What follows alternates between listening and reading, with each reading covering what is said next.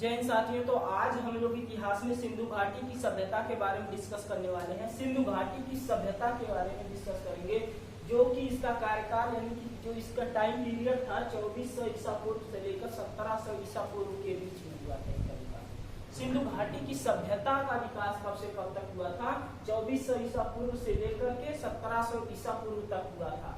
आखिर सिंधु घाटी की सभ्यता का है। सिंधु घाटी सभ्यता का मतलब क्या होता है? सबसे पहले इस चीज को देखेंगे कि सभ्यता का मतलब क्या होता है। सभ्यता का मतलब ही होता है कि सभ्य लोगों के रहने का स्थान, सभ्य लोगों के रहने के स्थान को ही क्या कहते हैं? सभ्यता कहते हैं। ऐसा जगह, ऐसा स्थान जहाँ पर क्या है? सभ्य लोग रहते हैं, जिनको बोलचाल की भाषा पता हो, जिनको क्या हो?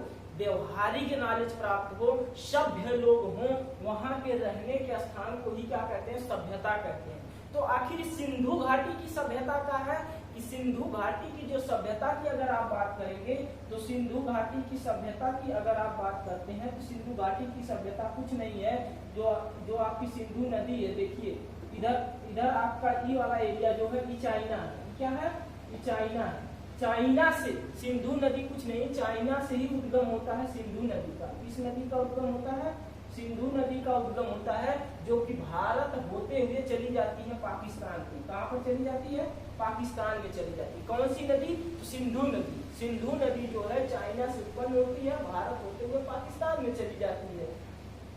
तो जो ये सिंधु नदी थी, सिंधु नदी के किनारे जितने भी सभ्य लोग बसे थे उनको ही कहा गया क्या? सिंधु घाटी की सभ्यता के लोग कहा गया। इन्हें क्या कहा गया? सिंधु घाटी के अगल बगल, इसके अगल बगल जितने भी लोग थे उन्हीं को सभ्य लोग कहा गया। अब वही लोग के साक्ष्य जब इतिहास में मिले हैं तो उसी को सिंधु घाटी की सभ्यता कहा जाता है। सभ्यता का मतलब कुछ नहीं होता है, इसका मतलब केवल यही है कि सभ्य लोगों के रहने के स्थान को ही क्या कहते हैं? सभ्यता कहते हैं। आखिर इतिहास में इस चीज का पता कैसे चला? सिंधु घाटी की सभ्यता का पता कैसे चला है? तो जब 1921 ईस्वी में जब खुदाई हुई थी हड़प्पा नामक स्थान पर, तभी इसके साक्ष्य मिलने प्राप्त हो गए। इसीलिए जब यहाँ के साक्ष्य मिलने प्राप्त हो गए तो इसके अनुसार पता चला कि हाँ भाई, प्राचीनतम में कोई सिंधु नदी थी। और सिंधु नदी तो अभी भी है। सिंधु नदी के अगल बगल जो दबे हुए क्या मिले हैं? मकान मिले हैं, पूरा गाँव के गाँव मिले, नगर मिले हैं, उसी को कर दिया गया सिंधु घाटी की सभ्यता। ठीक है ना? आखिर इसका पता कैसे चला? इसका पता इसकी कहानी के माध्यम से समझते हैं। जैसे मान लीजिए कि एक तो लड़का था, उसने क्या कर दिया कि उसने प्यार मोहब्बत किया और प्यार मोहब्बत में जबरदस्ती शादी कर लिया। जबरदस्ती मतलब अपने परिवार के बिना अनुमति के शादी कर लिया। अब शादी करके लाया घर पर। शादी करके कहाँ पर ला दिया? अपनी बीवी को घर पर लाया। तो घर पर लाया तो घर पर जो इसके पिताजी थे वो कहे घर में तुमको नहीं जाने देंगे, हमने बनवाया है घर और तुम मेरी मर्जी के खिलाफ जब शादी की हो, जाओ अपना लेकर रहो कहीं पर। ये बेचारा एकदम टेंशन में पड़ गया। जो लड़का था ये एकदम टेंशन में पड़ गया। ये जाके ही जो सिंधु नदी थी इसी किनारे बैठ गया, एकदम टेंशन में। शाम हो गई धीरे धीरे। अब क्या करें हम, कैसे काम चले? हम तो सोचे थे कि पिताजी माफ कर देंगे, मगर पिताजी एकदम वही है, रूप ले लिए हैं कि नहीं ना तो ना, एकदम हल ही ना दे घर। अभी बेचारा टेंशन में जाकर यहाँ पर बैठा था। अब उसके बाद जब ये आने लगा तो देखा बीच में कहीं पर 10, 20, 50 ईंट इसको दिखने लगे। क्या दिखने लगे? ईंट दिखने लगे। जब ईंट इसको दिखा तो सोचा अच्छा इसी दवा को क्या करें, ले चलते हैं कहीं पर छप्पर ऊपर डाल लेंगे जोड़ जाड़ के और गुजारा करेंगे, जब कमाएंगे तो बनेगा। अभी बेचारा क्या करने लगा, यहीं से ईंट उठा कर लाने लगा। लाकर क्या कहा कि अब हम बनाएंगे। ईंट उठाकर ला रहा लाते जा रहा है।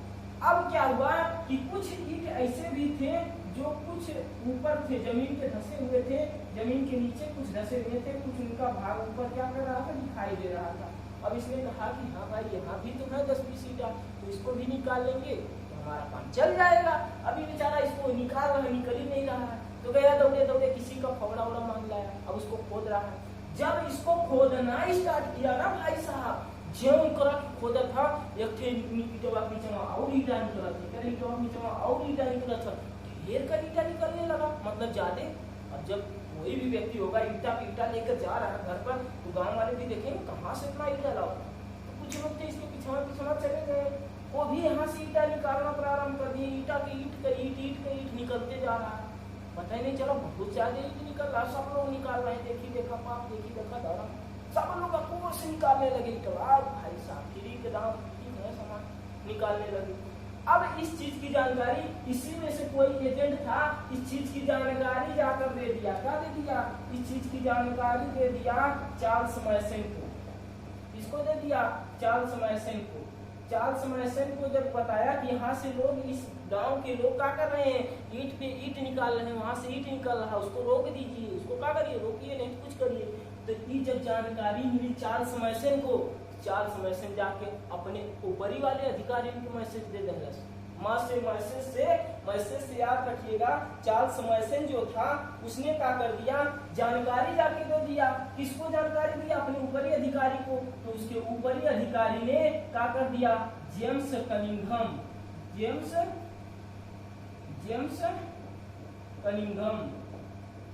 जेम्स कनिंघम नामक व्यक्ति को कहे कि जाओ जाकर देखो, पता लगाओ कहाँ ईंट निकल रहा है, कहाँ से इतना ईंट निकाला था सब गाँव में, जाओ। तो ये बेचारा गया जेम्स कनिंघम का किया, अपना घोड़ा उठाया और घोड़ा उठाया मतलब अपने सर पे नहीं उठाया, घोड़ा उठाया और चल दिया पूरा एकदम सर्वेक्षण करने, देखिए कितना दूर से ईंटा निकाला था।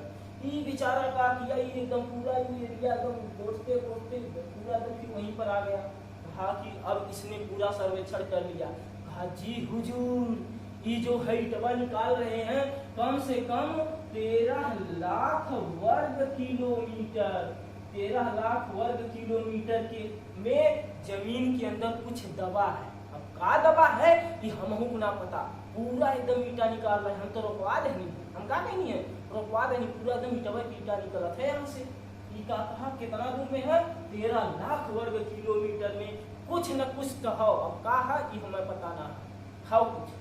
अब जेम्स कनिंघम ने क्या कर दिया, इसका सर्वेक्षण कर दिया। क्या कर दिया? सर्वेक्षण कर दिया। तब इसके अधिकारियों ने, अंग्रेज अधिकारियों ने क्या कर दिया, भेजा जॉन मार्शल को। किसको भेजा? John Marshall. कौन आए इसके बाद? John Marshall. जॉन मार्शल को कहा गया कि आप इसकी क्या करिए, खुदाई करवाइए। क्या करवाइए? खुदाई करवाइए। देखिए, खोद कर देखिए तो उसके अंदर क्या है, उसके अंदर कहीं सोना चांदी हीरा तो ना है। इसको खोद कर उठाइए, अगर सोना चांदी हीरा मिल जाए तो हमारे बल्ले बल्ले है, एकदम कहा बल्ले बल्ले, तो पूरा मजा ही मजा रहेगा।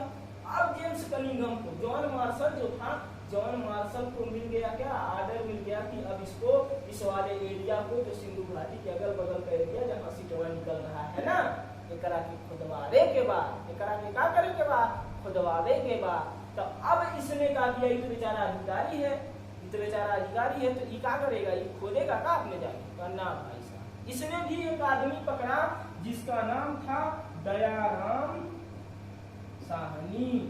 क्या नाम था? दयाराम साहनी नामक एक तो आदमी पकड़ा और उसने क्या कहा कि इसी से खुदवाना स्टार्ट किया। इसी से क्या कर दिया, खुदवाना स्टार्ट कर दिया। यहीं पर था एक ठो स्थान, यहीं पर एक ठो स्थान था जिसका नाम था हड़प्पा। क्या नाम था? हड़प्पा। पहली खुदाई कहाँ से स्टार्ट कर दी गई? हड़प्पा नामक स्थान से खुदाई स्टार्ट की गई।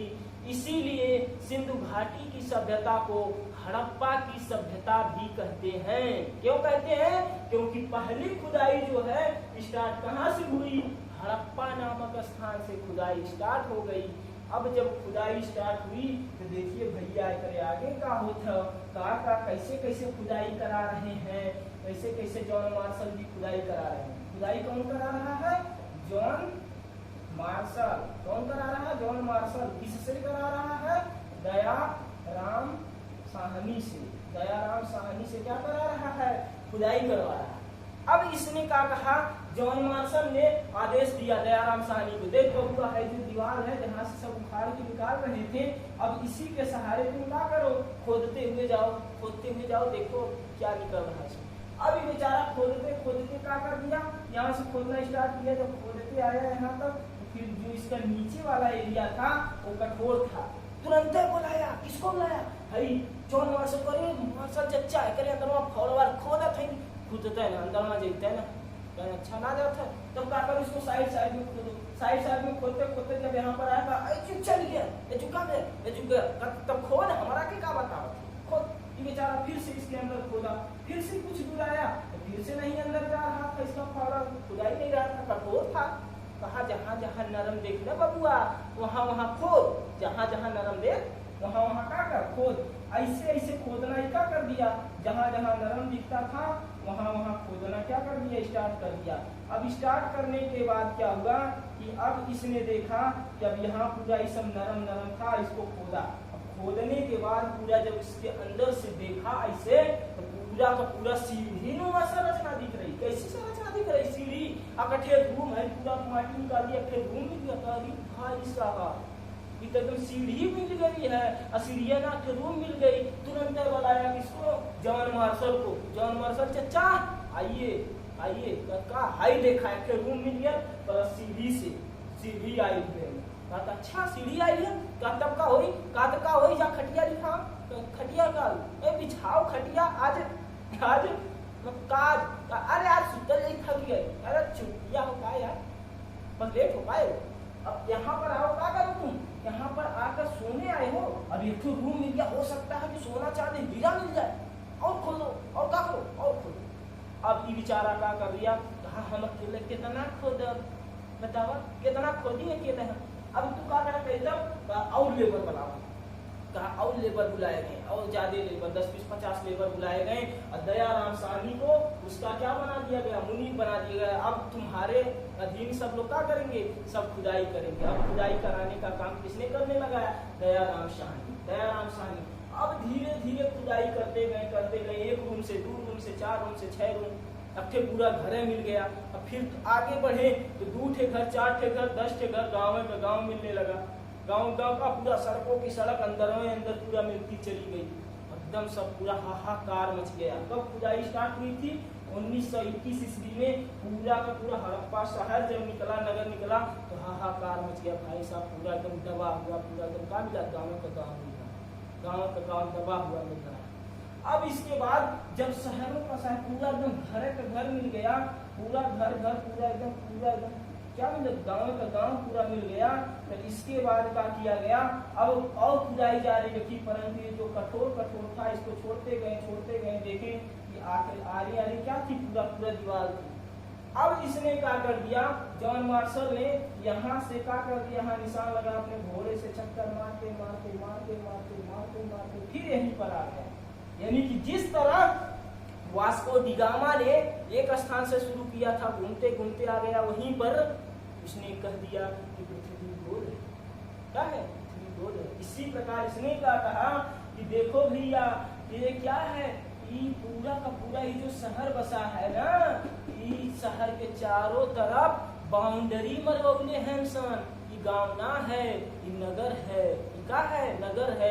कहे कि जो भी राजा होता था अपना जब किला बंदी करता था तो जितना उसका एरिया था पूरा अपना क्या करवा देता था, बाउंड्री मरवा देता था, जिससे दूसरा राजा या दूसरे राज्य के लोग आए तो परमिशन लेकर आए, गेट से ही आए। जैसे देखिएगा स्कूल जब होता है तो स्कूल के चारों तरफ बाउंड्री मार दी जाती है। बाउंड्री जब मारी जाती है तो एक्का गेट होता है, उसी पर एक तरफ लिखा रहता है शिक्षार्थ आइए, दूसरे तरफ सेवार्थ जाइए, सेवार्थ क्या करिए, जाइए। अब यहाँ से इन्होंने देखा था भाई साहब तो पूरा का पूरा एकदम क्या है, घर के घर मिला था। अब जब इतना मिलने लगा तो इसके बाद यहाँ पर इसकी सड़कें भी मिली। अब यहाँ पर जो देखें तो यहाँ की जो सड़कें थी ना, क्या थी, यहाँ की जो सड़कें थी वो पूरा का पूरा सीधी थी, मतलब 90 डिग्री पर एकदम सीधी सड़कें थी, उसमें कुछ नहीं, टेढ़ मेढ़ तनको ना, एकदम सीधी 90 डिग्री की सड़कें थी। अब जो सड़कें भी थी यहाँ की एकदम सड़कें क्या थी, सीधी थी। अब इन्हीं सड़कों के किनारे क्या बने थे, इन्हीं सड़कों के किनारे सुव्यवस्थित घर बने थे। इन्हीं सड़कों के किनारे क्या बने थे, इन्हीं सड़कों के किनारे सुव्यवस्थित घर बने थे। आजकल घर बना का सड़क के किनारे घर बनत है तो द्वार एकदम सड़की को खोल जाए, परंतु जो सिंधु घाटी की जो सभ्यता की खोज हुई, ये जो घर मिले हैं इनकी द्वार सड़क के फ्रंट में ना खुलकर इनकी द्वार किधर खुली थी, पिछवाड़े की तरफ, दीवार इसकी द्वार किधर खुली थी, पीछे की तरफ खुली थी, आगे की तरफ सड़क के एकदम आगे की तरफ नहीं खुली थी। किस तरफ खुली थी, पीछे की तरफ। अब इतनी बड़ी खोज हो गई। अब इसके बाद क्या हुआ, एक दिन की बात है, कितने दिन की, एक दिन की बात है कि है जॉन मार्शल और दयाराम साहनी। कौन कौन? जॉन मार्शल और दयाराम साहनी जो थे, ये लोग क्या किए, 2-4-10 लेबर के साथ जा रहे थे। 2-4-10 लेबर के साथ जब जा रहे थे तो इन्होंने इस रास्ता से जो जा रहे थे, अब क्या कहें कि कहें अच्छा इनकी जो सड़कें बनी हैं इसको खोद कर देखो थोड़ा मोड़ा, तो देखो इसमें कुछ है का, ये कैसे बनाए हैं सर। तो लेबरवा क्या कर दिए, फावड़ा लेबर कर रहे थे, इसको पीटने लगे। जब इसको पीट रहे थे, ऐसे ऐसे पीटते जा रहे थे, तो जो किनारे किनारे वाला एरिया था वो भद्द भद्द कर रहा था। अरे लगा थे मैं चुराई उड़ाई ना भाई, इसको क्या करो। तुरंत ही क्या कहा, दयाराम साहनी बोले जॉन मार्शल से, महाराज करवा नहीं का? ना ना ना करवाओ ना, हमको खोजना है, खोल दोगे तब तक काम चौपट हो जाएगा। आगे बढ़ो, पीटते हुए चलो, 4 लेबर इधर 4 लेबर इधर पीटते हुए जा रहे हैं। क्या कर रहे हैं, सड़क के किनारे पीटते पीटते जा रहे हैं। यहीं पर एक स्थान था जहां पर पीटे तो कुछ आवाजें नहीं किया, अब इसी को खुदाओ। अब इसको इस स्थान पर जहां पर भद्द दिन आवाज नहीं किया, यहाँ पर लोग खुदाने लगे। जब खोदने लगे इस स्थान पर, खोदते खोदते सारी मिट्टी निकाल दिए, तब जॉन मार्शल ने दयाराम साहनी को कहा तुम इसी में कूद जाओ। इसी में क्या करो, इसी में कूदो। अभी बेचारा कूद गया उसी में। कहीं लाइट लो, देखो अंदर क्या है। अभी लाइट लेकर देख रहा है तो क्या उसमें कूद तक एकदम खाली खाली खाली स्थान है। भाई साहब तो लग रहा है नाला की तरह बना है, नाला की तरह। अच्छा आगे आओ, आगे आते आते देखा तो यहीं बीच में, यहीं कहीं बीच में एक चौराहा मिला। चौराहा जब मिला, यानी कि चौराहा का मतलब क्या, ऐसा रास्ता जो चारों तरफ से जाता है, इधर से इधर से इधर से पीछे से, चारों तरफ से रास्ते चौराहा करते हैं। चौराहा मिला तो यहाँ पर क्या किए जॉन मार्शल, कहीं यहाँ पर एक पटिया फोड़ दो। यहाँ पर एक पटिया फोड़ दिया गया। अब फोड़ने के बाद जब यहाँ पर देखा गया तो यहाँ पर देखा गया, यहाँ से इधर भी जा रहा था, इधर भी इधर भी इधर भी, मतलब सड़कों के किनारे एकदम अंडरग्राउंड गटर बनाए थे सब। क्या बनाए थे, अंडरग्राउंड गटर बनाए रहे। मतलब जितना पानी निकली सब, इधर से भी पानी आ रहा है, इधर से भी आ रहा है, इधर से भी आ रहा है। और मेन वाला गटर जो है जाके सिंधु घाटी, सिंधु नदिया में गिर रहा था। भाई साहब ऐसी सुव्यवस्थित जो संरचना है वो कोई शहर में ही हो सकती है, गांव में ऐसा नहीं होता है। गांव में क्या होता है, गांव में एक मशीन रही, मशीन के बगल में एक गढ़ई खोद जाई। अब जितना पानी नहाए वहां पानी जाई, सब वही गढ़ई में जाता, सब वही गढ़ई का ही बर्फ रही। एक दिन क्यों मनसाई 4 बाल्टी निकाल के फेंक दी, बाकी वही पड़ा रही। ठीक है ना। तो गांव में ऐसी व्यवस्था नहीं होती। यहाँ पर क्या है, जितना मशीन वगैरह का पानी आ रहा, अंडरग्राउंड गटर के माध्यम से, सड़कों के किनारे अंडरग्राउंड गटर बना था। अब इसी के माध्यम से मेन एक गटर जाता था जो सिंधु नदी में गिरता था, अब जाके पूरा का पूरा इधर चला जाता। ऐसी व्यवस्था जो शहरों में ही होती है। इसीलिए कहा गया कि जो सिंधु घाटी की सभ्यता थी, किसकी सभ्यता थी, सिंधु घाटी की जो सभ्यता थी वो शहरी सभ्यता थी। कैसी सभ्यता थी, सिंधु घाटी की जो सभ्यता थी वह एक शहरी सभ्यता थी। सिंधु घाटी की सभ्यता कैसी सभ्यता थी, एक शहरी सभ्यता थी। ठीक है ना। अब आगे आते हैं कि जब इसकी खुदाई हुई तो और कौन कौन से चीज मिले हैं, इसको देखते हैं। सिंधु घाटी की सभ्यता एक शहरी सभ्यता थी जो अत्यंत ही सुव्यवस्थित थी, अत्यंत क्या थी, सुव्यवस्थित थी। कौन कौन से चीज मिले हैं जो उनका है इम्पोर्टेंट चीज है, जो परीक्षाओं में पूछी जाती है, उसको देख लेते हैं। तो क्या करते हैं, देख लेते हैं कौन कौन सी चीज मिली है।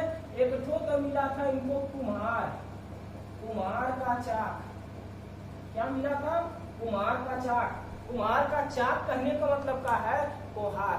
भोजपुरी भाषा में सब कहा कोहार। ये लोग क्या करते हैं, मिट्टी का बर्तन बनाते हैं। चाक जो होता है उसी को डोला देते हैं, मिट्टी के बर्तन, मिट्टी जो होता है उसको अपने हाथ से आकार देकर बर्तन बनाते हैं। तो क्या मिला है, कुम्हार का चाक मिला है। कौन चीज मिला है, कुम्हार का चाक मिला है।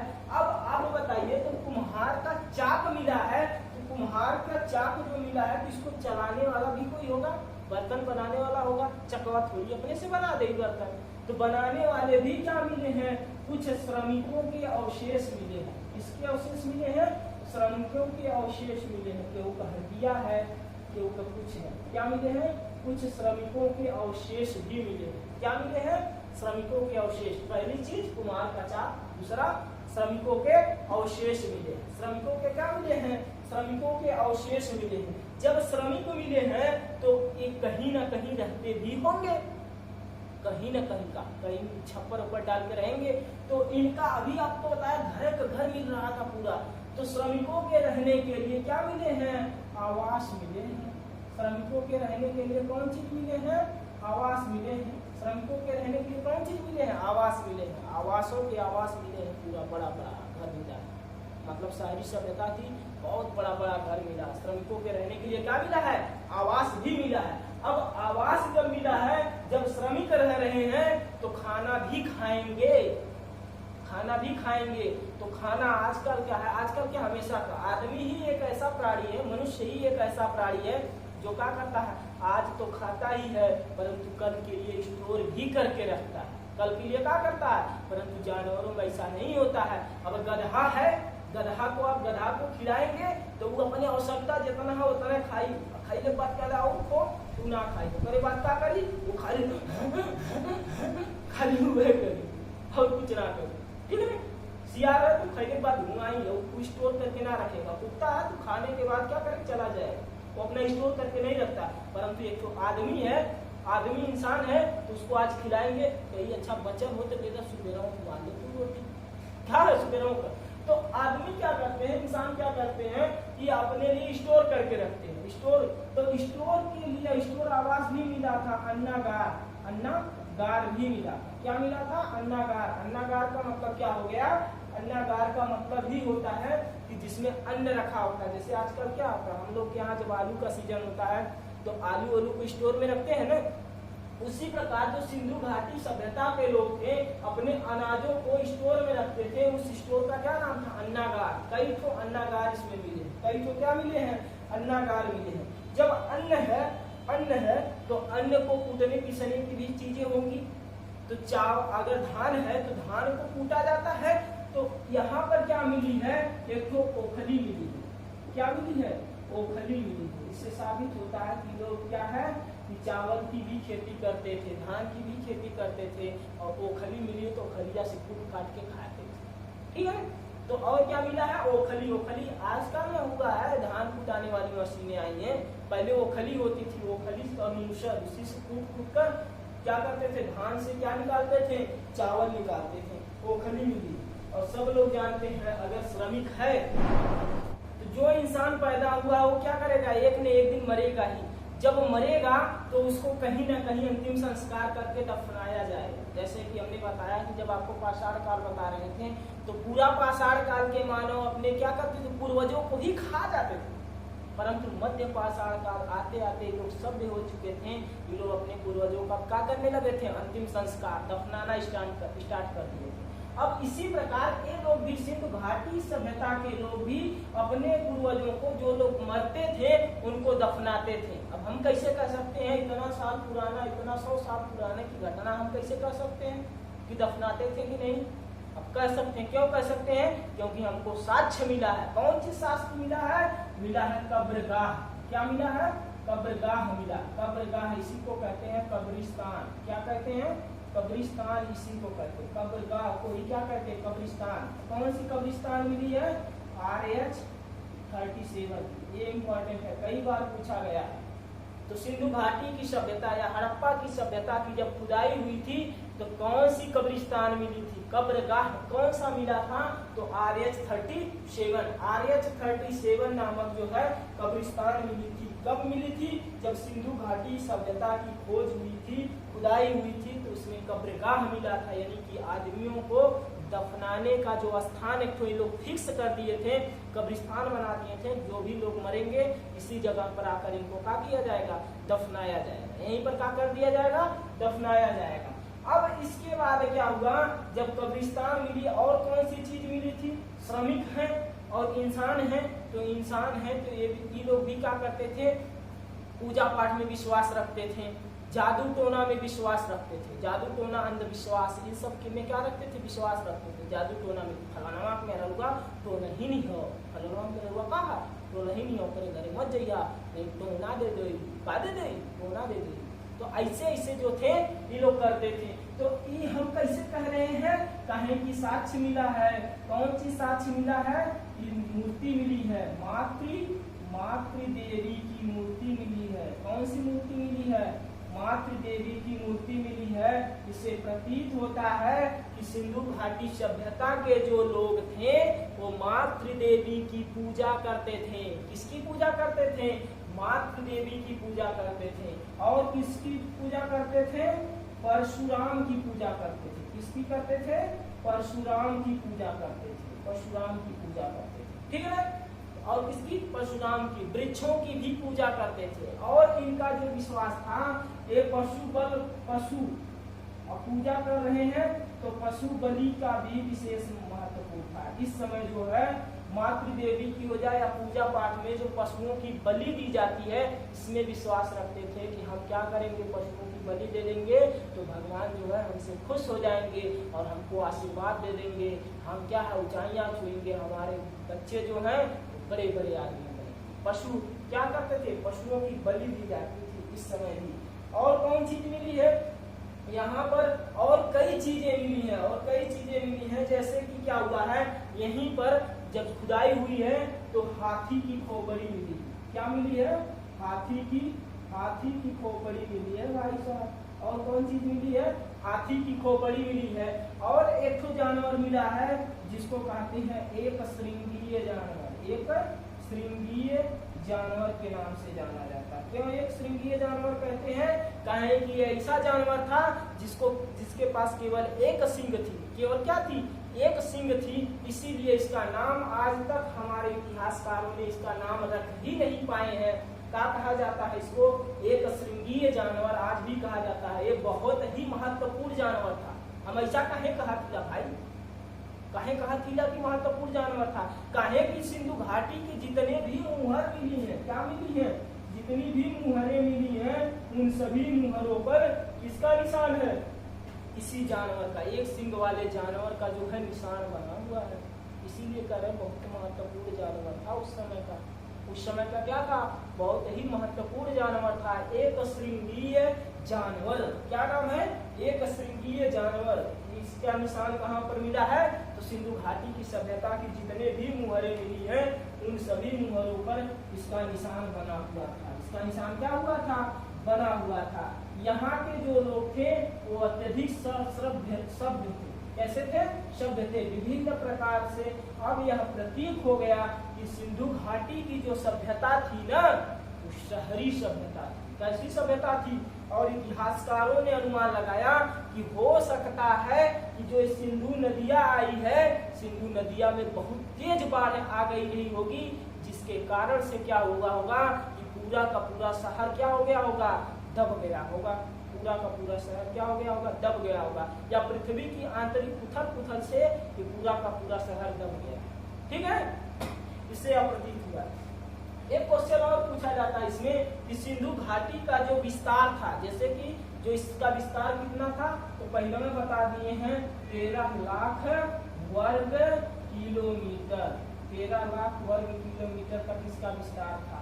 और किसी चीज का अगर आपको विस्तार निकाले के वाह भैया, अगर किसी चीज का विस्तार निकालना है ना, कैसे निकालेंगे। मान लीजिए अब तो घर है, अब फिर रूम है, अगर ये रूम है एक विस्तार निकाले के बाद है तो सबसे पहले कहेंगे ना इसकी चौड़ाई कितना है, लंबाई कितना है। इसका क्या कर देंगे, क्षेत्रफल निकालेंगे। आप क्या निकालेंगे, क्षेत्रफल निकालेंगे। और क्षेत्रफल निकालेंगे पता चल जाएगा कितना स्क्वायर फीट में है या कितना स्क्वायर मीटर में ये मकान आपका क्या हुआ है, बना हुआ, रूम बना हुआ है। इसी प्रकार अब इसका जो है कैसे निकाला गया, तो इसको देखा गया पहले इसका विस्तार कहाँ से लेकर कहाँ तक।